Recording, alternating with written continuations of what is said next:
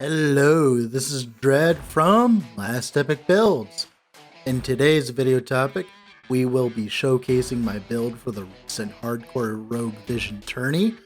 This character is a bleed-based Shadow Cascade Synchronized Strike Blade Dancer focused on the interaction between the thrown daggers from Shadow Cascade and the insane amount of bleed chance we get from being a Blade Dancer. It is also using weapons of choice with two swords, giving us an extra 40% chance of glancing blows when hit, which is insane for making you feel way tankier than your average build, as it reduces damage by 35% when hit. It is also abusing Dust Shrouds heavily, along with the ability of putting dodge percent rolls on suffixes of the dual wield swords, which synergizes nicely with all the bleed chance rolls. So this build is utilizing the mana refund from Shadow Cascade to allow us to Sync Strike and Cascade infinitely. Just so you are aware, this might be nerfed in the future, but it should not affect the build too much, as we are not spamming the large mana cost version of Sync Strike, so we can potentially dodge the nerfs. This build is a response to a lot of people asking me, I just started, I picked up this Shadow Dagger build guide, it isn't working, what am I doing wrong? Well, Shadow Daggers is an expensive setup, and you can't just start with it, especially in a solo environment, and even more so during a race like Vision's race. Which, by the way, if you haven't, I would heavily suggest joining us sometimes.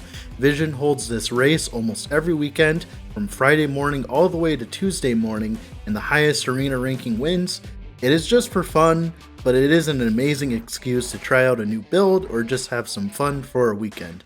His Discord server will be in the description for more info, and his Twitch stream link will be there too. Okay, here we are in game with the build. Its name is time4_epic builds, as that was the Vision tourney prefix, so that we could be showcased on the ladder so people could find us. Now, for this build, I am technically rank 1 in the tourney right now. I did die at wave 93, I was about level 73. I played the build a little bit longer so that I could get to level 82, so that I could finish the build concept for you guys, so you guys had the finished build. Now, how this build works is, what we do is we run a Synchronized Strike, and we create shadows here, as you can tell, and then we shift, and they will throw out daggers. That's the main thing, and each dagger will cause a bleed. Now, as you can tell, my mana goes up and down thanks to the way that Shift and Shadow Cascade all interact with each other, like I will showcase in the skills here. And of course, we have Smoke Bomb for the guaranteed dodge, for the Dust Shroud, so we get a bunch of dodge. Then we have Decoy as well for frailty and for, the usual usefulness of Decoy. Now, we do have Lethal Mirage on the bar. That's just because it is an iframe. What does that mean? While we're in Lethal Mirage, that means we are invulnerable, so it gives us kind of an iframe. It's kind of an emergency button, so if something happens, you can just tap it and you'll stay in it, because most of the time you'll want to be waiting till your shift comes up anyways, so as you come out of Synchronized Strike, you can just shift. But I don't usually use it that often, it's more of a normal thing. So to just do a quick monolith real quick, just to showcase the build, we'll go to a level 90 monolith here just to showcase it.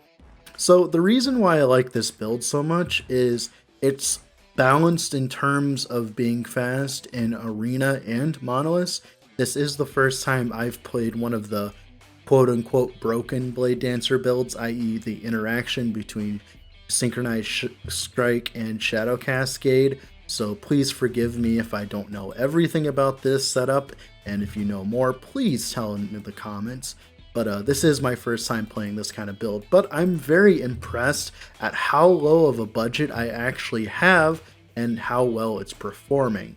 And as we go through the monolith here, you can see as we kill things, everything dies thanks to how much bleed we have and how much insane amounts of damage we have. Absolutely insane. Other things about the build I can think of right now, Sometimes you want to attack twice with your synchronized strike before attacking, as you'll get more damage because of the increased damage per shadow cascade, per shadow cascade. Meaning, if we have like 5 shadows out at the same time, you'll be doing more damage than as if we just do one sync strike and one shadow cascade. But the thing is, for most usual squishy packs, we don't really care about that. It's mainly for single targets like Frostworms in Arena or Maruna Ogres, or for bosses. As you can tell, it does suck up our mana a little bit, but now we're just going to kill the boss here. As you can tell, the burst from the beginning is a little weird, but as you can tell, our bleed stacks pump up very, very quickly, and killing the boss very quickly. This is a level 90 monolith. We're a level 80 character, and this could easily scale into empowered monoliths thanks to the fact that how insanely strong our idols are. As you can tell, my setup is nowhere near perfect. I have really shitty rolls everywhere. My res is not capped. Like I said, this was a hardcore tourney, and I was rushing as fast as possible to get as far as possible because that's how I roll. With that being said, let's get into the skills. Alright, for our first skill, the most important points I would have to say are going to be Dagger Dance, as it allows us to throw a bunch of piercing daggers, as those will count as hits for your bleed chance, as we stack a lot of global bleed chance, allowing us to stack a lot of bleeds at once, as it gives us a lot of AoE as well, thanks to the fact that daggers are piercing. And then we have the other node that goes with it, Porcupine's Wrath. So we no longer cause a melee attack, but the daggers deal more damage, which will apply to your bleeds thanks to the fact that it is not specifying hit damage. So it will provide you 75% more damage for your bleeds. And then it will also add an extra 3 daggers thrown, which will increase it per shadow you use with Shadow Cascade. Then, of course, for the other nodes we also take 3 points into Fray, as it allows our daggers from Dagger Dance to have more bleed chance, and the more bleed chance, the better with this build. Now, other important nodes, I would heavily suggest taking the usual combo of Onslaught, as it refunds the a quarter of Shadow Cascade's mana cost, which is 4 mana as of the making of this video for me. And then the other node that goes with it, which is the way more important node, is Fight in the Shadows. So you gain mana on use with Shadow Cascade per active shadow. So the main reason why we're utilizing this is we're sync striking, it will create shadows, and then after we shift, it will consume all of our shadows and cause a shifting, it will cause a shadow cascade. And all the shadows will be consumed and give us all of our mana back. This is definitely one of the most overpowered things in this build, and I'm assuming that this will eventually get nerfed. I do not know how, but I believe that it'll probably just get reduced the amount of mana you get back per point or something of that like. And then for damage scaling, we run 3 points into leveraged momentum, so that 0.6% of all of our attack speed is given to us as more damage.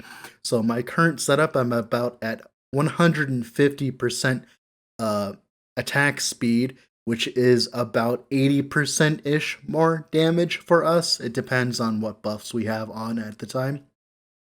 But this is very strong, as it allows us to use attack speed on the tree as a more damage multiplier on top of everything else. Just so you know, since Shadow Cascade, so the daggers thrown from Shadow Cascade, from the dagger flurry tree, it does work with all of the more damage on the tree. So this does work for your dagger, so it will cause your bleeds to deal more damage. Then the other nodes we have are Crushing Darkness. We don't care about attack speed scaling because we are using it from shift, so that we're not actually using it, we're just proccing it from a secondary source, so the attack speed scaling doesn't matter, so that's another 30% more damage. Then we have Flow State, and since we're dual wielding swords, this gives us another 30% more damage. And that's it for Shadow Cascade. The next tree that matters is going to be Sync Strike. So for Sync Strike, the most important nodes are the 3 points and Dynamics, as having less mana cost means you can spam it more. Then we have 3 points into Crimson Storm. Crimson Shrouds, they give us 50% bleed chance per stack, and we can have a max of 3 stacks. So this is pretty much a free 150% increased bleed for us, which is very, very strong. Then we also have foreshadowing, as it gives us increased damage for 4 seconds with our shadows, which is all the time. So it is a large amount of increased damage for our bleeds from our shadow cascade. Then for other nodes specifically, I do take 1 point into Shadow Rush, as we get a bunch of HP as we're spamming shadows. This is one of our main sources of HP recovery for the build. And then we take 5 points into Art of the Blade as well, so that we get a bunch of more damage. About, I believe it is about a third of this, so it's about an 8% more damage boost from this. You could probably change this to anything else on the tree, but I like it, as it more damage the better. All right, and for the last skill we'll cover here in this quick overview, which by the way, in the description will be a full build planner if you want to see the exact setup I have, but I'm just quickly covering these as I do not want to waste your guys' time. Now for shift specifically, we want to be running 4 points into Swift Recovery so that we recover our mana from our shift use so that we're not actually spending mana with shift. Then, of course, we take 3 points into Momentum as well, so we get increased movement speed as we'll be spamming shift off cooldown. Then, of course, we want Lasting Presence for an extra shadow. Then, Dancing Shadows is one of the more important nodes of the build, as it allows you to proc Shadow Cascade and makes it so you don't have to actually self-cast Shadow Cascade, which makes it so you actually gain more mana than you're putting into with this setup, which is insanely strong. This is one of the main reasons why this build is so strong, is being able to free cast it. And that's pretty much it. That's pretty much the main things you want shift for. All the other nodes are optional, and you can do whatever you want with them. But as long as you stay with these 4 nodes, your build will just be as strong as mine. All right, and for a brief overview of which passives are the most important. So, for the first one, I would heavily suggest grabbing Evasion, as taking 25% less damage while moving is insanely strong for this build, as for most of it, you are moving. If you're not cascading or sync striking, you are moving, which gives us a lot of extra DR and makes us tankier. Other nodes as well we would probably take with this build is Synthesis, as it gives us a lot of health gain on Shadow Creation. This is our main source of sustain, as we have no leech in the build. We're not using anything like a Bleeding Heart, so we need this to sustain, and it also gives us a hefty chunk of increased damage. As you know, most of our damage comes from increased shadow damage, which is absolutely insane. For other nodes as well, Blood Serpent's Blade is very strong, as we are dual wielding swords, so we get 100% bleed chance from this. Absolutely insane amount of global bleed. Then for other nodes, we take Flash of Steel, as it gives us a large amount of increased damage, well, and also gives us increased attack speed as well. So we're double dipping, as it's allowing us to deal more damage with Shadow Cascade thanks to the other node inside Shadow Cascade's tree, while also giving us increased damage. And then we also have weapons of choice, as the main line we care about is the glancing blow chance with 2 swords, as we're using that, and gets us really tanky. And then, of course, we have Death's Door as well, so that we have even more damage reduction. And then, of course, we take 5 points into Shadow Master, as it gives us a bunch of increased damage with shadows and gives us another max shadow, so we can stack up our shadows to 5 thanks to the fact we're a Blade Dancer. And then, of course, always the 1 point into Argent Veil, as you want the Silver Shroud as an extra layer of defense. So for gearing's actually pretty simple. For the idle slot, the best idle is increased damage with Shadow Cascade per active shadow. and most of the time we'll have 2 to 4 active shadows. This is a very large amount of increased damage. And then of course the increased physical damage over time. That's your best in slot idol, something like that. You can also use bleed chance idols per sword, but either way both idols work and give you about the same amount of damage. Then for helmet, you mainly just want increased damage with skills used by shadow and then HP, obviously. For the amulet, nothing special, just dodge, HP, and damage. For the weapons, you want increased damage, attack speed, bleed chance, and dodge rating. This is one of the reasons why the build works, since we get so much dodge percentage. It makes it so that whenever we gain any dodge rating boost, mainly from our dust shrouds, it gives us an insane amount of dodge. Then for our chest, a chance to bleed per equipped sword, increased damage, dodge, and health. For rings, increased damage, and then some res. Obviously, these in the planner are a little bit left barren, but that's because so that you guys can uh, use these as flex spots, as rings are usually used as flex spots right now, as you can't put increased dodge or increased health on them, so you can just put any res or HP or dodge flat or whatever you can find. Then for the belt, you mainly want dodge potion. This is where most of your dodge comes from. Most of the time, whenever you're in a sticky situation, you just pop a potion and bam, you're almost to 60% dodge with this build, as you have so much increased dodge and hybrid health for even more HP. Then for the gloves, just damage, attack speed, res, HP. For the boots, mainly just HP, dodge percentage, movement speed, HP. Then for the relic, you want damage and res. The gearing's pretty simple. It's really budget, really simple to set up. No uniques required. No tier 6 exalted tier rolls required. Nothing required whatsoever. This is as basic as you could possibly get. All right, and for the leveling guide, as I know a lot of people will ask, so I will go over this very briefly. This planner will be in the description, so you can have exactly what I'm looking at here so that you could follow along. So for the gear, this is just the kind of gear you'll be wanting. You'll be leveling as a bleed flurry build, so you'll be wanting attack speed, bleed chance, and as much percentage fizz damage everywhere. You want to cap your fizz res, as capping fizz res is god tier during the campaign. You want to be running movement speed, as much movement speed as possible, so the faster you go, the faster you get through the campaign, and the faster you get to end game.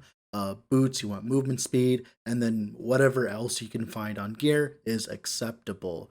Now, for skills here, for passives, we'll go over passives here. The most important passives is the Swift Assassin, as you'll get a shit ton of attack speed, which will make Flurry insane for early game. The 4 points into Sapping Strikes will also give you a shit ton of health gain, which will make it so you can face tank most bosses. And then 5 points into Disembowel, as this is one of the more stronger nodes for Bleed Flurry in the early game, as it allows you to stack a lot of bleeds very fast, because since you attack really fast, you get to cycle through this a lot and get through your third attack every single time. Absolutely insane. And then for Blade Dancer, the main node you want is Blood Servant's Blades, as it gives you a shit ton of bleed chance if you get 2 swords mainly, and then of course 5 points in Crimson Shrouds, so you get a bunch of Crimson Shrouds. And then by this time, you will probably be able to transition into the real build, which that planner will be in the description as well for the full build. And for skill planners here, I did leave them unfinished, as this will be about when you switch, is when these are so pretty much just fill out these skill trees how they are, and you will do absolutely wonderful. But to talk about Flurry mainly, 1 point into Deep Strikes, 2 points into Precision, 1 point into Crescendo, 1 point into Shockwave, so that you get the AoE, so it makes your life a lot easier. 2 points into Vile Tactics, 3 points into Lethal Vector, and then 3 points into Reopened Wounds, and this should carry you through the entire game all the way to the end of Monolith. I mean, to the Monolith of Fate, obviously.